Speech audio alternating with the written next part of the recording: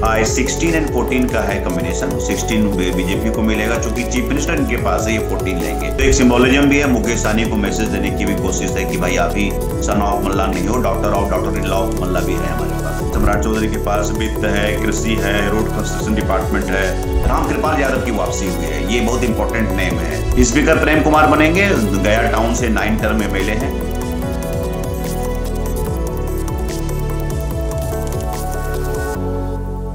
बिहार में मुख्यमंत्री नीतीश कुमार जो है वो 10वीं बार मुख्यमंत्री बन चुके हैं। उनके इस बार दो उप मुख्यमंत्री जो है वो दोबारा से हैं, सम्राट चौधरी और साथ में विजय।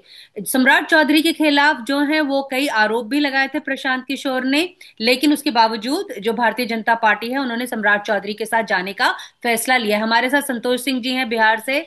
तो बिहार में आज क्या माहौल है? आज प्रधानमंत्री भी वहां पे थे, सारे बड़े बड़े नेता वहां पे थे, तो किसने किसके गले में माला डाली आज? किसने किसके गले में माली? सारे ही मालाएं तो एनडीए के नेताओं के गले में पड़ रही है। हाँ, नीतीश जी और ने प्रधानमंत्री के डाली, क्या कहानी है उसके पीछे वो बताएं थोड़ा।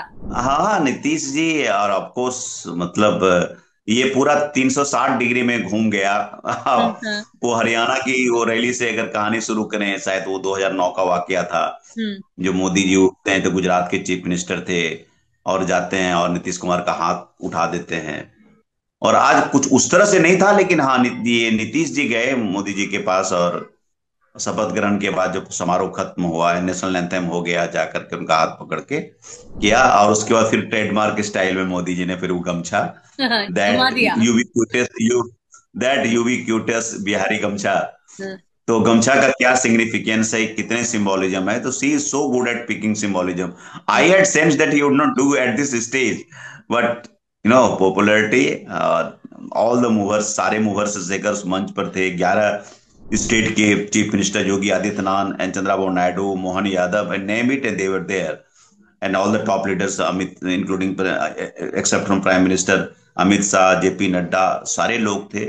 कम से कम मुझे तकरीबन अगर रफली असेसमेंट तो लाख से ऊपर की जरूर जरूर का क्राउड होगा। कॉम्पोजिशन क्या ये रहा मंत्रालयों का? सोशल कंपोजिशन अच्छा रहा। उन्होंने महिलाओं को, 3 महिलाओं को जगह दी। लेसी सिंह पहले से धमदाहा से, एमपी पूर्णिया की, वहां से जीतती आई हैं, तो वो तो मंत्री पलित थी ही, वो बनी। और ये अब पूरा नेशनली एक्लेम्ड शूटर जो हैं, श्रेयसी सिंह, दूसरी बार की जमुई की एमएलए, और स्वर्गीय दिग्विजय सिंह पूर्व केंद्रीय मंत्री की बेटी, तो उनको मिला 2। और एक संजय टाइगर, वो दैट वाज ए सरप्राइज, मैंने पहली बार वो एमएलए बनते हैं, वो आरा से उनको टिकट मिलता है, आरा से जीत के आते हैं और वो बनते हैं। तो और ये 3 महिला, एक महिला रमा निषाद बनी, महिला में छू भूल गया था, हम्म। रमा निषाद बनी, जो औराई से जीत करके, मुजफ्फरपुर के औराई से आते हैं, जिनकी चर्चा हम लोग कर रहे थे। वो कैप्टन जयनारायण निषाद की पुत्र वधू हैं, और अजय निषाद की पत्नी है उनके बेटे की। तो वो उनको शायद पहली बार टिकट दिया गया था, वो वहां से जीतती हैं, वो मल्ला मल्ला समाज से आती हैं। तो एक सिंबोलिज्म भी है, मुकेश सहनी को मैसेज देने की भी कोशिश है कि भाई आप ही सन ऑफ मल्ला नहीं हो, डॉक्टर इन लॉ ऑफ मल्ला भी है हमारे पास। तो काफी मतलब हम्म। कॉम्पोजिशन सही रहा। तो ज्यादा मंत्रालय कौन सा जेडीयू को ज्यादा जा रहे हैं इस बार, के बीजेपी अपने पास कुछ रिटेन कर रही है? और अभी अभी तो स्पीकर कौन बन 14 रहा है? 14 मंत्री अभी चूंकि ज्यादा उन्हीं से बने हैं, तो अभी तो ऑब्वियसली उनको जाएंगे। लेकिन उनके उनके बीच में एक तरह से बंटवारा हो गया है। जेडीयू अपने कुछ मंत्री बाद में बुलाएंगे। जहां तक मेरी जानकारी है, 16 एंड 14 का है कॉम्बिनेशन। 16 बीजेपी को मिलेगा, चूंकि चीफ मिनिस्टर इनके पास है, ये 14 लेंगे। तो ये इनके पास अभी मंत्रालय है, जेडीयू के पास ये बाद में देंगे। और फिलहाल बीजेपी ने अपने तकरीबन बहुत सारे बना लिए हैं उनको, और एक उनके पास तो बहुत ज्यादा वैकेंसी मेरे पास नहीं है। 14 बन गया है, तो एक दो और उनके पास वैकेंसी है, क्योंकि एक चिराग पासवान को भी देना पड़ेगा। हम्म। तो अच्छा खासा है, मतलब वित्त रहेगा। सम्राट चौधरी के पास वित्त है, कृषि है, रोड कंस्ट्रक्शन डिपार्टमेंट है, और इनके पास जैसे है रूरल वर्क्स है, वाटर रिसोर्सेज डिपार्टमेंट है, एजुकेशन है, होम है, cabinet department of general administration department, वो तो चीफ मिनिस्टर के साथ ही रहता है, पर्सनल डिपार्टमेंट, ये सारे इनके पास रहेंगे। तो मोर और लेस मतलब जो पिछले से चला आ रहा था, वैसा मैं ही बहुत ज्यादा चलेगा। ड्रास्टिक नहीं देख रहा हूं, except the speaker. Few faces. जैसे रामकृपाल यादव की वापसी हुई है, ये बहुत इंपॉर्टेंट नेम है। हम्म। आप बताइए कि 14 में इनको टिकट नहीं मिला था पाटलिपुत्रा से, क्योंकि वो अड़ गई थी मीसा भारती कि मैं लड़ूंगी, तो वो पार्टी से निकल गए। बीजेपी ने लास्ट मोमेंट में नवल किशोर यादव का टिकट काट करके बीजेपी के एमएलसी हैं, उनको रामकृपाल यादव को दिया पाटलिपुत्रा से। पाटलिपुत्रा से रामकृपाल यादव ने हराया मीसा भारती को, 2 बार हराया, और फिर केंद्र में मंत्री भी बने, मिनिस्टर ऑफ स्टेट। हम्म। उसके बाद फिर सेकंड टर्म से मंत्री नहीं बने, और 24 में हार गए मीसा भारती से। थर्ड अटेम्प्ट में मीसा भारती उनको पराजित कर पाई। तो वो he was lying low, he was a मतलब टॉल लीडर हैं, यादव समाज से आते हैं, टॉल लीडर हैं।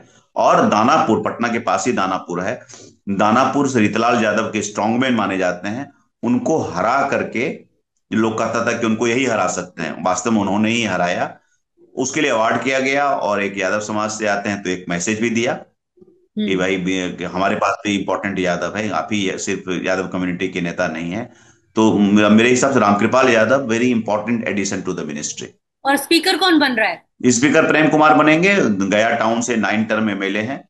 तो बीजेपी की जो तिकड़ी हुआ करती थी ना सुशील मोदी के टाइम से, सुशील मोदी तो रहे नहीं, सुशील मोदी, नंदकिशोर यादव और प्रेम कुमार, ये तिकड़ी थी। ये चौथी थी अश्विनी कुमार चौधरी। अश्विनी कुमार चौधरी तो केंद्र में चले गए। तो अब नंदकिशोर यादव तो चुनाव लड़े नहीं पटना साहिब से, उन 7 बार जीतने के बाद पार्टी ने उनको एक तरह से कहा कि रिटायर कर दिया, और बहुत ग्रेसफुली रिटायर हुए, बहुत अच्छे नेता। तो अब वो थे स्पीकर। तो स्पीकर के लिए काफी ये चल रहा था कि जेडीयू को चल रहा था कि भाई हमारे साथ बीजेपी भविष्य में कोई गेम नहीं कर पाए, हम्म। तो स्पीकर हमारे पास रहे। पिछली बार उनके पास नहीं था, क्योंकि पिछली बार तो 43 सीट्स आए तो कुछ बार्गेनिंग पोजीशन में ही नहीं थे। तो इस बार बीजेपी ने कहा कि भाई हम आपको स्पीकर तभी देंगे जब आप होम और जनरल एडमिनिस्ट्रेशन डिपार्टमेंट एक दे दीजिए, हम्म। जो कि सालों से सीएम के पास पड़ा है। आप जानते हैं सारी ताकत तो यही जगह निहित है। तो ये तो दे नहीं सकते थे, तो उनको स्पीकर देना पड़ा। हम्म। और जी, जो चैलेंजेस हैं थोड़ा बताएं कि 3 मुख्य चैलेंजेस क्या हैं बिहार सरकार के आगे? देखिए चैलेंजेस तो वही, देखिए जो इलेक्शन में आपने इतने प्रॉमिस कर दिए हैं, अब आप सरकार में आए हैं, आप जो 2 लाख का किए कि आप मुख्यमंत्री महिला महिला रोजगार योजना में 10,000 रुपया दिए आपने। और हमने स्टोरी की है, आज आपने पढ़ी होगी किस प्रकार हिमंता बिस्वा शर्मा ने 5 महीने पहले मीटिंग की थी यहाँ हम्म। बिहार की ब्यूरोक्रेट्स के साथ, और पॉलिटिशियंस भी थे। तो वहीं उन्होंने आइडिया दिया था कि भाई आप ऐसा काम कीजिए जो कि सस्टेनेबल हो। 2500 रुपया पर महिला को कितना को दीजिएगा मंथ, हर एक मंथ में देना, ये सस्टेनेबल नहीं है।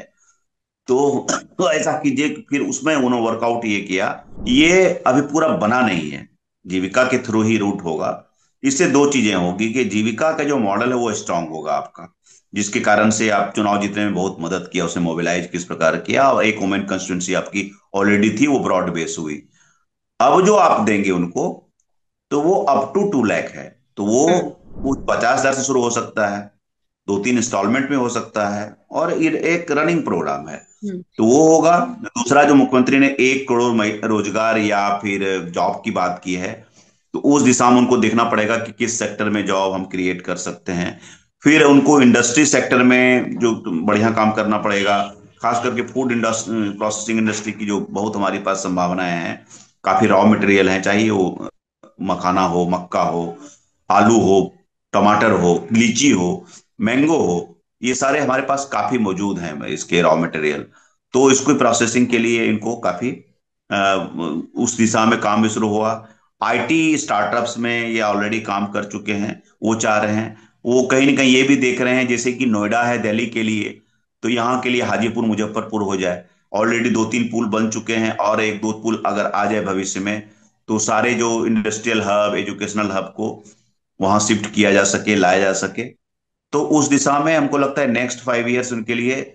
देखिए बिजली, सड़क, पानी, शिक्षा, स्वास्थ्य तो आपने कर लिया, अब आपको क्वालिटी एजुकेशन, इंडस्ट्री, इस सेक्टर में आपको काम करना पड़ेगा। तो यही मुझे लगता है कि अभी उनके पास बड़ा चैलेंज है। चैलेंजेस होंगे। लीडर ऑफ ऑपोजिशन क्या तेजस्वी बनेंगे?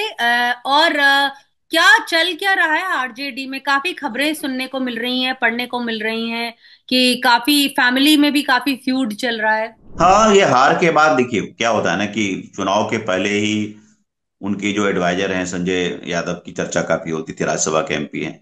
लेकिन मैं मानता हूं कि भाई बॉस तो तेजस्वी है ना, हम्म। कोई भी एडवाइजर तो उनको तो फ्रंट में लाया जाता है।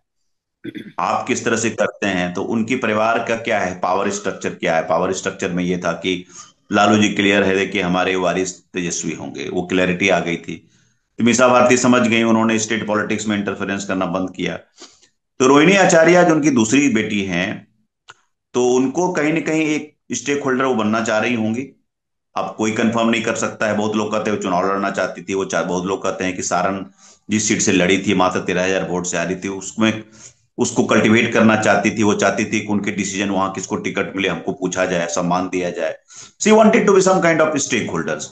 आप पॉलिटिक्स में इंटरेस्टेड तो थे ही आप। जब लास्ट में उन्होंने ट्वीट किया कि मैं रिजाइन करती हूँ, तो इसका मतलब यू आर इन पॉलिटिक्स, आप तो राजनीति में थी। तो वहां एक जो कंसंट्रेट कर दिया सारा पावर तेजस्वी के पास। पहले कुछ बहनों का भी अधिकार होता था और लोगों का थोड़ा थोड़ा था। तो वहां उनको लगा कि थोड़ा सा कोलाइजन हो गया होगा भाई से, क्लैश ऑफ इंटरेस्ट उसमें हुआ होगा। उन्होंने निर्णय, अब आपस में दोनों भाई बहनों में क्या हुआ हम उसमें नहीं कर सकते, नहीं जाना चाहते हैं। लेकिन जो भी हुआ सही नहीं हुआ। वो अच्छे अच्छे ऑप्टिक्स नहीं है। लोग मीडिया में लोग दिखाकर मसाला दिखा के चलाते हैं, लेकिन it's not good. Good scene नहीं था कि एयरपोर्ट पर जा रही हैं, अब कह रही हैं कि मेरा कोई घर नहीं परिवार है, तो किसी भी बेटी के लिए अच्छी बात नहीं है, नहीं होना चाहिए। तो और भी उन लोगों ने समझा, जगदानंद सरीखे जिससे सीनियर नेता, पूर्व स्टेट आरजेडी के स्टेट प्रेसिडेंट, वो मिलने के लिए जाते हैं लालू जी से, कहते हैं कि परिवार की बात है, सब कुछ हम लोग सॉर्ट आउट करेगा। और तेजस्वी अनविलिंग थे आरजेडी की बैठक में, कि भाई दुखी थे कि हम नहीं बनना चाहते, किसी को और को जिम्मेवारी दी जाए। तो लालू जी आए और उन्होंने कहा नहीं, तुम्हारे नेतृत्व में ही पार्टी यहाँ तक आई है। हमने लास्ट इलेक्शन में तुम्हारे नेतृत्व में ही अच्छा किया था, सरकार बनाने से चूक गए थे, लेकिन 110 सीटें आई थी, तो तुम ही रहोगे। और कांग्रेस का क्या हाल चल रहा है वहां पे? वजूद है कांग्रेस या का क्या खत्म? हाल रहेगा? नहीं, कुछ खत्म तो पॉलिटिक्स में कुछ नहीं होता है, लेकिन कांग्रेस को फिर से सोचना पड़ेगा। देखिए, कांग्रेस को क्या है ना, बिहार में नेतृत्व देना पड़ेगा हम्म। आपको। यू हैव टू ना promote someone like Kanhaiya Kumar. मैं आई एम नॉट इसका कोई एडमायरर ऑफ उस रस्म नहीं कर रहा हूं, लेकिन मैं देखता हूँ एक स्पार्क जो देखता हूँ लीडर में हम्म। बनने में, वो मैं अभी के प्रेजेंट जनरेशन में मैं देखता हूँ कि कन्हैया कुमार मुझे इंपॉर्टेंट लीडर है। जो उधर से आते हैं, शकील अहमद खान भी मुझे अच्छे नेता लगते हैं, वो भी जनेऊ बैकग्राउंड से हैं। हम्म। और कन्हैया कुमार में है कि भाई अब एक आर्गुमेंट को एक कर सकता है, एक जो लीडरशिप है। लेकिन वो एक म्यान में दो तलवारें नहीं रह सकती। तेजस्वी और कन्हैया एक म्यान की दो तलवारें हैं महागठबंधन की।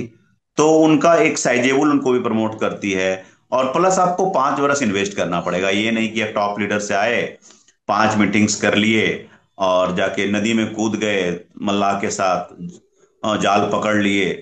तो ऑप्टिक्स से नहीं होगा। You have to learn from BJP कि कैसे 24 घंटे घंटे लगे रहना पड़ेगा। लगे रहना तो पड़ता है। चुनाव हो नहीं हो, मीडिया देखे ना देखे, आप लगे रहें और प्रशांत कल्टीवेट किशोर जी करें तो लगे सदाकत। रहे थे।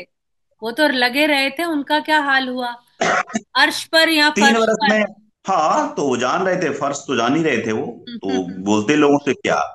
देखिए, उनको इस चुनाव ने यह सिखाया कि एक पॉलिटिकल स्ट्रेटजिस्ट और पॉलिटिशियन का अंतर क्या होता है। दूसरों को चुनाव जिताना और खुद चुनाव जीतने का क्या अंतर है। ममता बनर्जी होना, लालू प्रसाद होना, चंद्रबाबू नायडू होना, नीतीश कुमार होना क्या बात है, प्रशांत किशोर होना क्या बात है। कि भाई वो आप किसी के लिए, आपके पास डेटा है, आपके इंटेलेक्चुअल ह्यूरिस इतना ज्यादा था ना, कि हम्म। मैं ही बिहार को समझता हूँ, कोई कुछ बोले तो कुछ सुनना नहीं, पत्रकार को सोचना कि भाई आप लोग कुछ नहीं जानते हैं। तो जो इसको लगेगा पार्टी में एक ही नेता और किस कोई नेता है ही नहीं, ऐसे नहीं होता है, पार्टी नहीं चलती है ना। तो उन्होंने सीखा होगा, उनको कहने की कोई जरूरत नहीं है। वो इन्वेस्ट उन्होंने पॉलिटिक्स में किया है। उनके जैसे लोगों को पॉलिटिक्स में रहने की जरूरत है। अगले 5 वर्ष में वैकेंसी होगी, उनके समय का इंतजार करना चाहिए। 3 वर्ष में तो मैं तो बोलता हूँ घर नहीं बनता है तो पार्टी क्या बनेगी। तो you should wait for your time. तो ही अब वो वहां पे रहेंगे? संकेत दे दिए हैं उन्होंने? हाँ हाँ, उन्होंने कहा कि मैं बिहार छोड़ के जाने वाला थोड़ी हूँ। कोई अगर कहे बिहार छोड़ के जाना भी नहीं चाहिए। हम्म। अगर वो छोड़ के जाते हैं तो ये बिहार के लिए भी सही नहीं है।